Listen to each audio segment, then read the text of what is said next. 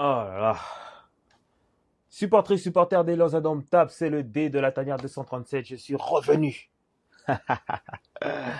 On va parler de Onana qui vient d'être prêté par Manchester United au club turc Trabzonspor. Et on va aussi parler un peu, on va faire une petite analyse du prochain match qui nous attend face au Cap-Vert, la petite finale qu'on va jouer pour la qualification de la Coupe du Monde 2006. C'est parti.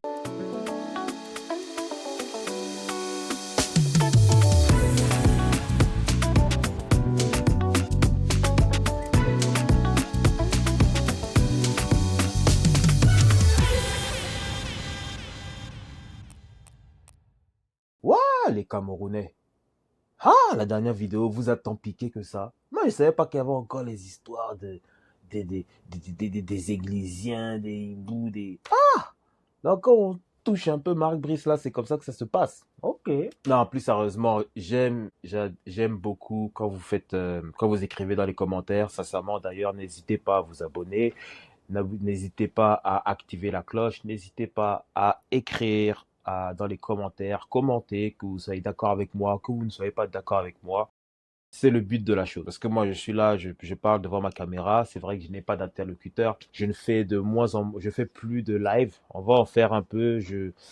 Le problème, c'est que les matchs tombent en semaine, donc j'ai du mal à pouvoir faire les lives. Sinon, j'aurais pu faire le live contre le Cap-Vert. Ça aurait été intéressant. J'aime parler avec vous.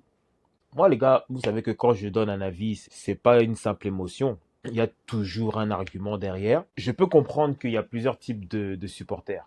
Il y a les fans qui veulent juste voir le Cameroun gagner.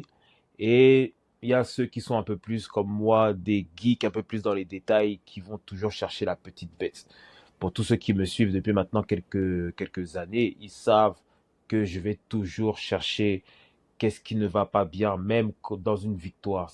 Quand vous cliquez sur la vidéo, vous ne cliquez pas en vous disant que on a gagné, alors le D va dire que l'équipe du Cameroun, c'est les meilleurs. On a perdu, alors le D va dire que les Lions sont nuls. Non, non, non, non, non. Moi, je vais toujours pointer ce qui a été de bien pour moi et ce qui a été moins bien, encore une fois, pour moi.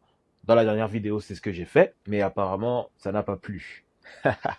En tout cas, on est ensemble. Là, on va commencer par le prêt de André Onana. Je pose la question, est-ce que pour vous c'est une bonne chose ou une mauvaise chose? Je vais être un peu plus précis. Est-ce que sur le papier, bien sûr, passer de Manchester United à Trabzonspor, même pour un prêt, ce n'est pas bon. Passer du premier gardien du gardien titulaire à la troisième place, ce n'est pas bon. Mais pour moi, je pense que c'est une bonne chose pour André et c'est une bonne chose pour la sélection nationale. Il va sortir du contexte mancunien. Donc, il n'aura plus cette excuse de dire que c'est parce que la défense n'est pas bonne, c'est parce que le contexte n'est pas bon. Parce que c'est vrai que quand il revient en équipe nationale du Cameroun, il est bon. Donc il y a quelque chose peut-être psychologiquement qui le bloque à Manchester United. Et le fait de sortir de cet environnement, de changer carrément même de continent, parce qu'en réalité, même si la Turquie joue en Europe, on sait très bien que la Turquie, c'est plus du côté asiatique. Trabzonspor, c'est un club donc turc. Ils ne jouent aucune Coupe d'Europe. Ils sont arrivés septième la saison dernière. En ce moment, ils sont deuxième. La chose, c'est que le gardien qui était titulaire ces derniers matchs à Trabzon a été transféré à Galatasaray. C'est Uyurkan Shakir. Donc, il a été transféré à Galatasaray. Trabzon a flairé la bonne affaire. C'est vrai qu'au début, on parlait même de Galatasaray sur Andronana, mais ils ont préféré prendre Gouka Shakir, qui est, si je me trompe pas, le gardien titulaire en équipe nationale de Turquie. Donc, c'est vraiment un bon gardien de 29 ans, 1m91. C'est un bon gardien. C'est un gardien qui commence à faire à faire ses classes. Donc, c'est un nouveau défi que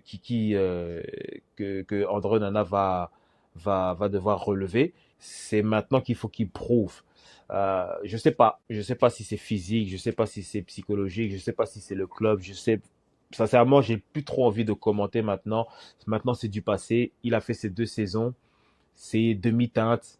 Il y a eu des bons moments quand même, il faut pas tout jeter à la poubelle, mais c'est vrai que les bourdes qu'il a, les vingtaines de bourdes qu'il a eu à faire, dans un Manchester déjà qui n'allait pas bien. C'était comme si lui-même il enfonçait encore le clou de l'équipe. La direction de Manchester part sur une autre direction.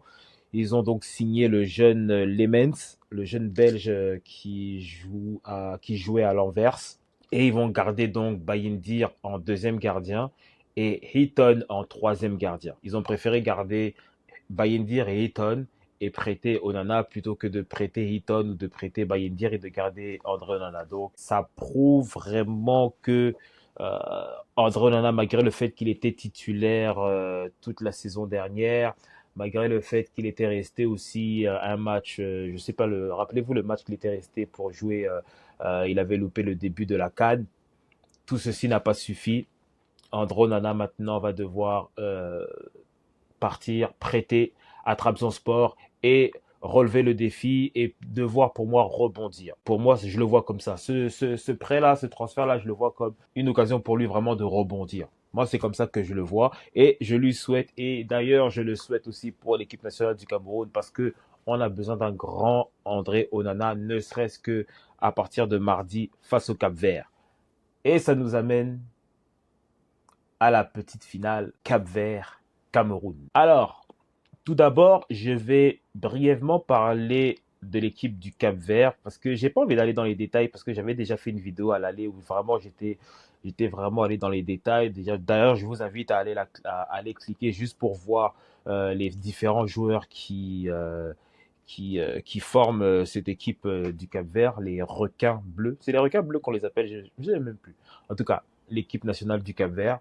Alors, il y a trois joueurs qui sont blessés, déclarés forfait, Wagner Pina, Nuno da Costa et Gary Rodriguez. Les deux premiers n'ont pas joué à l'aller. Ils n'ont pas joué à l'aller, ils n'étaient pas dans le 11, ils étaient sur le banc mais ne sont pas rentrés. Gary Rodriguez, lui, était rentré à la place de Ryan Mendes. Ryan Mendes, lui, apparemment, il est dans l'équipe, mais il a l'air diminué. Donc, il y a Ryan Mendes et Diné Borges. Diné Borges, je connais pas trop. Donc, tout ça pour vous dire qu'en réalité, quand vous allez voir dans les médias qui disent que le Cap-Vert est diminué, en réalité, ils ne sont pas diminués. Le seul qui peut-être ne jouera pas, c'est Ryan Mendes. Et donc, c'est à peu près la même équipe qu'on a rencontrée. C'est à peu près la même équipe qu'on a rencontrée. Il n'y a pas vraiment de différence par rapport à ça. Donc, ce qui nous amène au Cameroun. Logiquement, je dis bien logiquement, on devrait s'attendre à peu près la même équipe qu'on a eue face à l'Eswatini. Comme vous m'avez reproché qu'on ne parle pas de tactique, on va parler tactique. Hein? Vous ne demandez pas à Marc Brice de parler tactique, mais vous demandez au D de parler tactique. On va parler tactique. Vous savez que moi j'aime ça. Vous savez que j'aime ça. Moi j'aimerais voir, bon, gardien André Onana bien sûr. Donc on joue en 4-2-3-1, voire 4-3-3, dépendamment de l'animation. Mais je pense que c'est plus un 4-3-3 en réalité. Alors, à gauche, j'aimerais revoir Nagida parce qu'on a besoin de marquer. Nagida est beaucoup plus offensif que nous, Tolo. Mais je ne serais pas étonné s'il fait jouer nous, Tolo à gauche et il refait jouer Ngamale à droite parce que Ngamale, lui, bien sûr, comme vous le savez, c'est pas un arrière droit. C'est un ailier droit, voire un piston, mais c'est pas un arrière droit. Donc, dans une configuration à 4 derrière, vous aurez Nuutolo, Boyomo, Ngade et Ngamale à droite.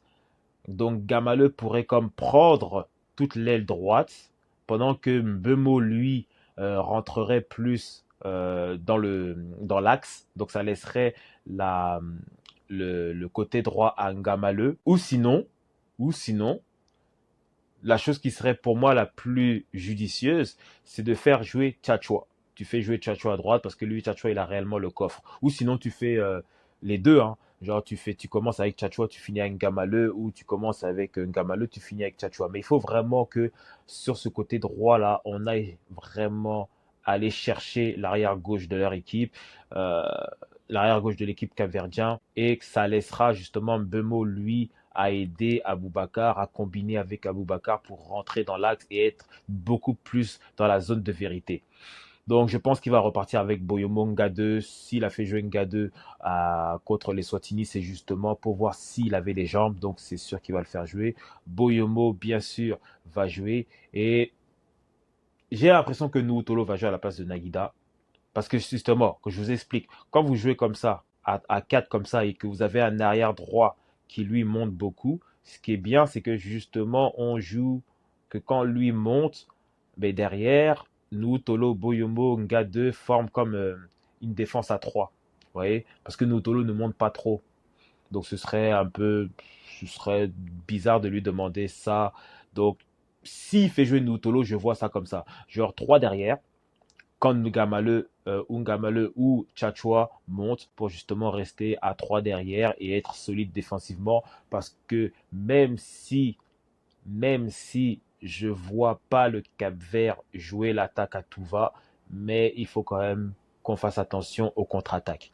Je pense qu'au milieu de terrain, je pense qu'on aura à peu près le même milieu de terrain, à la différence que Avom va sortir et comment il s'appelle, Carlos Baleba va prendre sa place. Donc je vois Zambo Anguissa, Ongla et Carlos Baleba, avec Carlos Baleba qui ratisse énormément, Ongla qui fait la liaison et Zambo Anguissa qui va aller chercher comme au match contre les Sotini, qui va aller chercher vraiment, aller presser, aller faire créer le surnombre. À droite, Brian Bemo, à gauche, Nkoudou et bien sûr devant, sans surprise, Vincent Aboubakar. Ce que je reprochais à Marc Brice, pour ceux qui n'ont pas compris en fait, ce que je reprochais à Marc Brice, c'est que j'ai l'impression qu'il a juste un plan A. C'est-à-dire que contre le Cap-Vert, si on ne marque pas vite, parce que le Cap-Vert n'a pas besoin de gagner. Le Cap-Vert, même un match nul, ils sont presque, je dis bien presque assurés d'aller en Coupe du Monde. Donc ils n'ont pas besoin, ils n'ont vraiment pas besoin d'aller chercher le but. Donc ils vont nous attendre. Je pense qu'ils vont pas mettre le bus, mais ils seront comme un bloc bas. Si on ne marque pas à la mi-temps, si on ne marque pas à la 60e minute, c'est là où j'ai des problèmes avec Marc Brice parce que j'ai l'impression qu'à chaque fois qu'il est un peu bloqué, il n'a pas de plan B. Quand je reproche à Marc Brice de faire rentrer Kilama en arrière droit, quand je lui reproche dans la dernière vidéo, je disais que tu fais rentrer Choupeau, mais tu le fais même pas rentrer en attaque. Enfin, tu le fais rentrer à ailier gauche, voire relayeur. C'est parce que dans des moments de vérité, quand on va jouer des grosses nations, quand on va jouer je sais pas, le Sénégal, le Maroc, toutes ces nations-là qui en ce moment sont en forme, et eux, ils ont les datas, ils ont les stats. Donc, si tu as juste un plan A et que ton plan A ne marche pas et que tu as eu l'habitude dans les derniers matchs quand tu jouais contre l'Angola, les Swatini, les nations comme ça, si tu as l'habitude de gâcher tes remplacements, c'est là qu'on va voir en fait. Et c'est la même chose qu'on reprochait aussi à Conceição. Rappelez-vous la demi-finale face à l'Égypte. En fait, à un moment donné, quand on voit que ça bloque, quand on voit que le plan A ne marche pas, il n'y a plus de solution. Donc, si on marque vite, il n'y a pas de problème. Si on marque vite, comme on a l'habitude de le faire en réalité, il n'y a pas de problème. Mais dans le cas, dans le scénario où 60e minute, 70e minute, on commence à pousser, à pousser, à pousser, à pousser, à pousser, à pousser, et ça ne marche pas, alors on a Choupeau, on a Avom. Avom, je pense qu'il sera prêt pour le match contre le Cap-Vert. On a un Amasso, on a Franck Magri. Là, je parle vraiment des offensifs. On a Bassorog. Qu'est-ce que tu fais? Est-ce que tu restes avec Aboubakar s'il ne marque pas à la 75e minute? Est-ce que tu restes avec lui? À la rigueur, tu restes même avec lui, mais est-ce que tu changes en 4-4-2 parce que tu vas faire entrer un deuxième attaquant? Est-ce que tu restes dans ta formation 4-3-3 ou 4-2-3-1 et juste tu vas jouer sur le changement de profil et la fraîcheur de tes joueurs? Et jusqu'à maintenant, ça, on ne l'a pas vu. C'est ça, moi, qui me fait peur, en fait. Donc, sur le papier, on les a battus au match aller 4-1. On est invaincu. On n'a pas de blessés. Tout le monde est là. Tout le monde est en forme.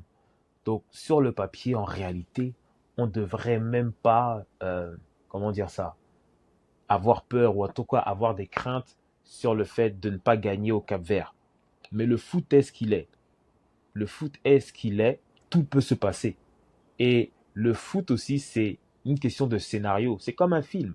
Là, je le répète, le Cap-Vert n'a pas besoin de gagner. Ils n'ont pas besoin de gagner. Un match nul, ça les suffit. Donc, ils peuvent être là et ils jouent les contre-attaques. Et surtout, ils auront aussi à cœur.